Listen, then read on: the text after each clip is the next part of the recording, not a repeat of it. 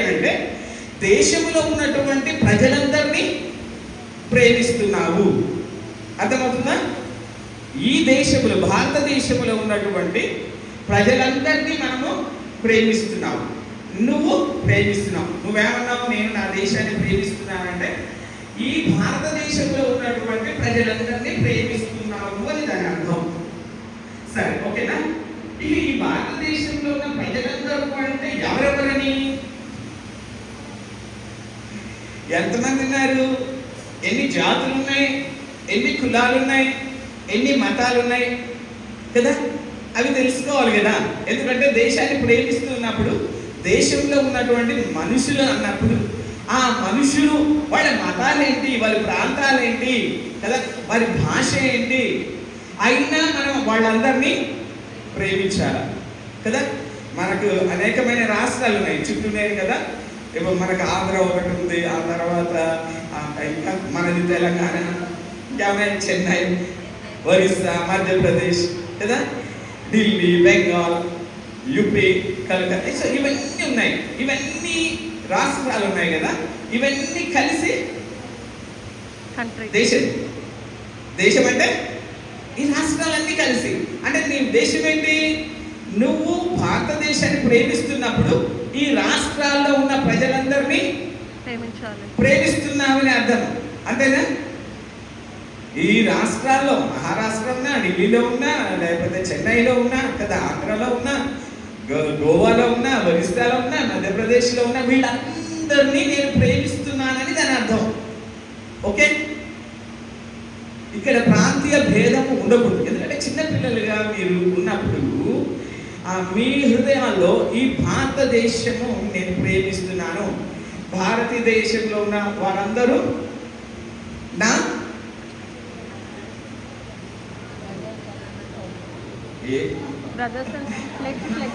భారతదేశము నా మాతృభూమి, భారతదేశంలో ఉన్న వారందరూ నా సహోదరులు. సహోదరులు అనేటువంటి కర్మ అంటే నువ్వు ఏంటంటే సహోదరులు అన్నప్పుడు ఏంటంటే మీ అన్న, మీ అక్క, మీ చెల్లి వాళ్ళు కదా. సో నువ్వేం చేయాలి భారతదేశాన్ని ప్రేమిస్తున్నప్పుడు అంటే భారతదేశంలో ఉన్నటువంటి అన్ని రాష్ట్రాల వారిని కదా, వాళ్ళందరూ కూడా మీ అన్న, మీ సహోదరుడు, మీ లేకుంటే మీ అక్క, మీ చెల్లి కదా. ఇంకో విషయాన్ని గమనించాలి, భారతదేశం అంతా ప్రేమిస్తున్నామంటే భారతదేశంలో ఉన్న కులాలు, మతాలు అన్నింటినీ నువ్వు ప్రేమిస్తున్నావు. ఎవరెవరిని ప్రేమిస్తున్నావు? భారతదేశంలో ఉన్నటువంటి వాళ్ళు, కులాలు, హిందువుల్ని ప్రేమిస్తున్నావు, ముస్లింని ప్రేమిస్తున్నావు, క్రైస్తవుల్ని ప్రేమిస్తున్నావు, బౌద్ధుల్ని ప్రేమిస్తున్నావు, జైనులను ప్రేమిస్తున్నారా లేదా, సిక్కులను. అర్థమవుతుందా? మనం ఒక్కసారి దేశాన్ని ప్రేమిస్తున్నాము అని అంటే దాని అర్థం ఏంటి అంటే మన చుట్టూ ఉన్నటువంటి రాష్ట్రాల ప్రజలందరినీ ప్రేమిస్తున్నాము, ఆ రాష్ట్రాల్లో ఉన్నటువంటి జాతులన్నింటినీ ప్రేమిస్తున్నాము, వాళ్ళ మతాలన్నింటినీ కూడా ప్రేమిస్తున్నాము. హిందువులు ప్రేమిస్తారా? ప్రేమించాలా వద్దా?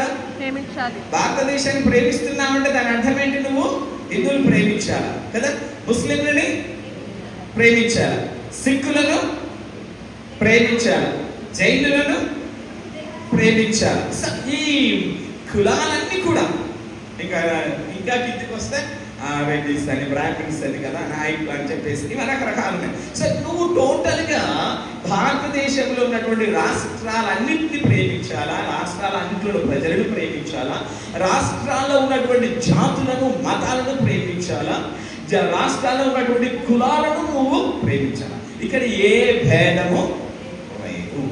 అంటే ఒక భారతీయ పౌరుడిగా కదా, భారతీయ పౌరుడిగా లేదు, భారతీయ సంతతికి సంబంధించినటువంటి చిన్నపిల్లలుగా మీరు ఇప్పటి నుండే ఏం చేయాలా?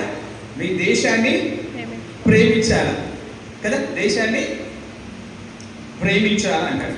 భారతదేశంలో మొత్తం ఎంతమంది జనాభా ఉన్నారు?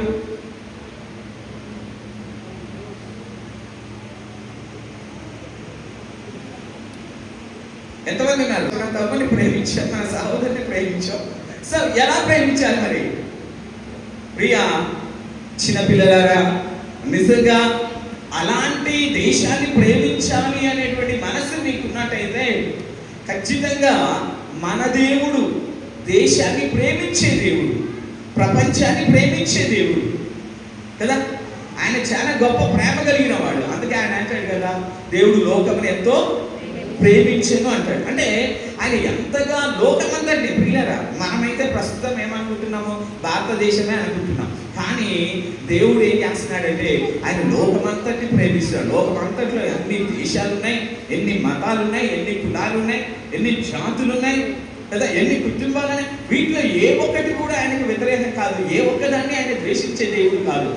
ఆయన అందరినీ ప్రేమించే దేవుడు. సో అలాంటి అందరినీ ప్రేమించి అందరి కొరకు తన కుమారుని లోకానికి పంపించిన ఆ దేవుణ్ణి కలిగిన నువ్వు, అలాంటి గొప్ప ప్రేమ కలిగినటువంటి దేవుణ్ణి కలిగిన నువ్వు ఎంతమందిని ప్రేమించాలి? ఆయన ప్రేమ గల అందరినీ ప్రేమించిన దేవుడు కదా. సో అలాంటి దేవుడు నీకు ఉన్నాడు కదా, అలాంటి దేవుడు కదా నువ్వు ఆరాధించేది. ఆ ప్రేమ కలిగిన దేవుడిని నువ్వు ఆరాధిస్తూ కదా, ఆ ప్రేమ కలిగిన దేవుడిని నీ హృదయంలో ఉంచుకున్నట్టయితే, కలిగినట్టయితే నువ్వేం చేస్తావు? అందరినీ ప్రేమిస్తావు. ఎప్పుడు?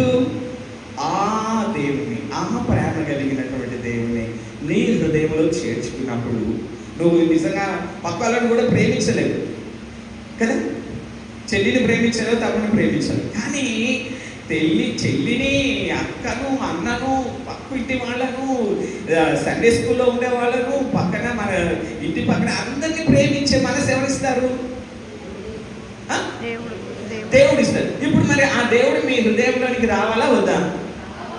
మీరు నిజంగా అందరినీ ప్రేమించాలని అనుకుంటున్నారా? అలా ప్రేమ కలిగిన దేవుడు మా హృదయంలో ఉండాలా ప్రభువా, నా హృదయంలోనికి వచ్చి నాకు అలాంటి ప్రేమ కలిగించేటువంటి గొప్ప మనస్సును ఇవ్వు దేవా అని. ఎందుకంటే ఆయనే ఆ మనసును ఇచ్చాడు.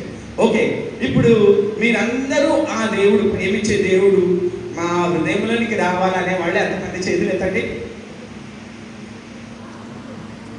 రైట్, వద్దా కొంతమందికి? Thank you. సో అప్పుడు మీరు ఏం చేస్తారంటే మీకు తెలియకుండానే అందరినీ ప్రేమిస్తారు. ఎందుకంటే మీ హృదయంలో ప్రేమ కలిగిన దేవుడు ఉన్నాడు కాబట్టి మీకు తెలియకపోయినా మీరు అందరినీ ప్రేమించేవాళ్ళుగా ఉంటారు. ఓకే, సో అది మనము ఈ 2026 VBS కార్యక్రమంలో మనం నేర్చుకున్నది. ఇక్కడ ఇంకో విషయాన్ని గమనించాలి. దేవుడు ఏం చేశాడంటే ఈ ప్రపంచాన్ని ప్రేమించిన తర్వాత కదా, మొట్టమొదటిగా ఈ దేవుడు ప్రేమించి ఈ సృష్టిని తయారు చేసిన తర్వాత సృష్టి ఏమైపోయింది? మళ్ళా పాడైపోయింది. మళ్ళా ఎందుకంటే ఇప్పుడు మనం చూస్తాం, ఎక్కడ చూసినా ఏముంటాయి చెప్పండి?